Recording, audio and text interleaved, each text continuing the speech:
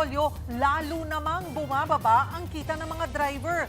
Lalo ngayong pumapalo na sa 104 pesos ang presyo ng kada litro ng diesel. At para makatipid, pansamantalang papayagan ang pagbibenta ng mas marumi at mas bababang kalidad ng langis kahit pa nakakasira ito sa mga sasakyan. Live mula sa Quezon City, nasa frontline ng balitang yan si Gerard de la Peña. Gerard, bakit naman pinayagan ng DOE ang Euro 2 fuel?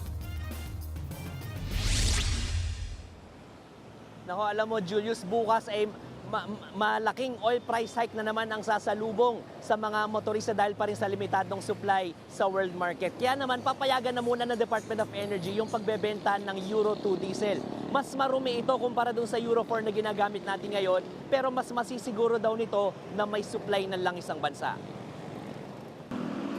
Maaga pa lang, pila na ang mga sasakyan sa mga gasolinahan sa kahabaan ng Commonwealth Avenue sa Quezon City. Ngayong linggo kasi, nakaamba ang isa na namang malakihang taas presyo sa langis. Base sa kinalabasan ng trading sa pandaigdigang merkado, aabot sa 17 pesos ang itataas ng kada litro ng diesel at 8 pesos naman sa gasolina. Posibleng umabot na sa 121 pesos ang kada litro ng diesel sa Metro Manila, habang nasa 94 pesos kada litro naman ang aabutin ng gasolina. Ang mga tsuper, kanya-kanyang diskarte sa pagtitipid. May mga tsuper na hinahayaan ng sasakyan na umusad nang hindi naapakan ng silinyador sa mga pababang daan. Freewheeling na lang po yung takbo, huwag naapakan ng silinyador para medyo tumipid sa diesel. Pag pababa po, medyo naka-neutral na lang po kami. Marami rin ang nagdadalawang isip kung papasada pa. Wala na talaga. Girahin na lang siguro yung jeep. Wala, hindi ka nakikita eh. Mapipilitan naman daw ang ilang taxi driver na mamili ng pasahero kahit bawal. Ginagawa namin, di tinatansya-tansya namin yung kung gaano kalayo yung pasaheros namin na wala yung metro lang, wala naman dadagdag. Minsan umaayaw na kami.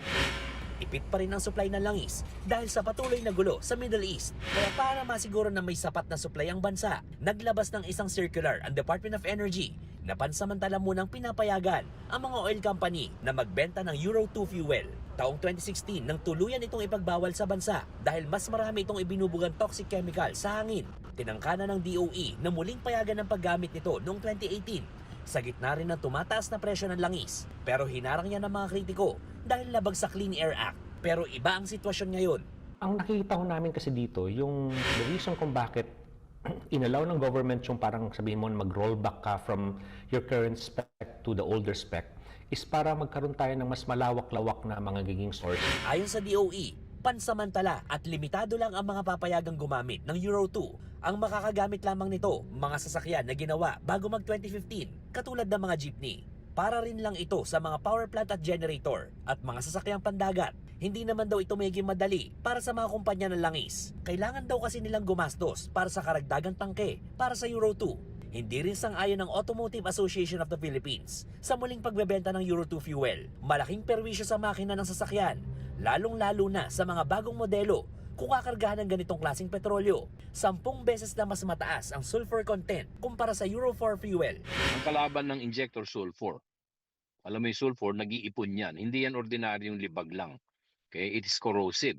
So nasisira, hindi lang nagbabara, nasisira pa yung injector mo. Para sa AAP, dapat hikayatin ng DOE ang mga motorista na magtipid sa langis. Kapag kasi hindi, baka mauwi tayo sa pagrarasyon ng petrolyo. Julio, Cheryl, mga kapatid, ang nakikita nyo ngayon sa inyong mga screen ay kuha ng News 5 drone kung saan kitang-kita na napakahaba ng pila ng mga sasakyan na nagpapakarga dito sa gasoline station na kinatatayuan ko sa ngayon. Ganito rin yung sitwasyon doon sa iba pa mga gasoline station dito sa kahabaan ng Commonwealth Avenue dahil mas mura yung presyo dito ng krudo kumpara doon sa ibang mga gas stations dito sa Metro Manila. So para doon sa mga nandito ngayon sa Commonwealth Avenue ay iwasan natin yung outer lane dahil medyo nagdudulot ng traffic itong mga pilang ito sa mga gasoline station. Julio, Cheryl. Gerard, hanggang kailan naman papayagan itong ang paggamit ng Euro 2 fuel?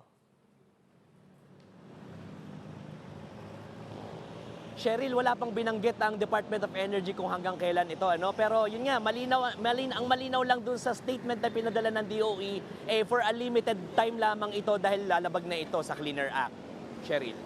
May mga reaksyon na ba ang mga motorista natin tungkol sa paggamit ng Euro 2 fuel? Well, Julius, katulad ng sinabi ng AAP, medyo worried yung talagang mga marunong sa sasakyan, ano, yung sa mga makina ng sasakyan, yung mga car enthusiasts, ano. Kasi yun nga, medyo magdudulot ito ng pagkasira ng makina natin kung magkamali tayo ng pakarga. So marami rin yung mga worried na mga car enthusiasts. Pero yun nga, ang instruction ng DOE dito, kung mapapatupad ito, dapat malinaw yung labels kung ano yung nilalaman na klaseng krudo ng or langis ng isang pump. At yun nga, para sa mga kapatid nating magpapakarga ng diesel, dapat siguraduhin nila kung ano yung ikinakarga sa kanila. Julius. Maraming salamat, Gerard de la Peña. Mga kapatid, Julius Babaw po. Para sa komprehensibo at makabuluhang balitaan at talakayan, mag-follow at mag-subscribe na sa social media pages ng News 5.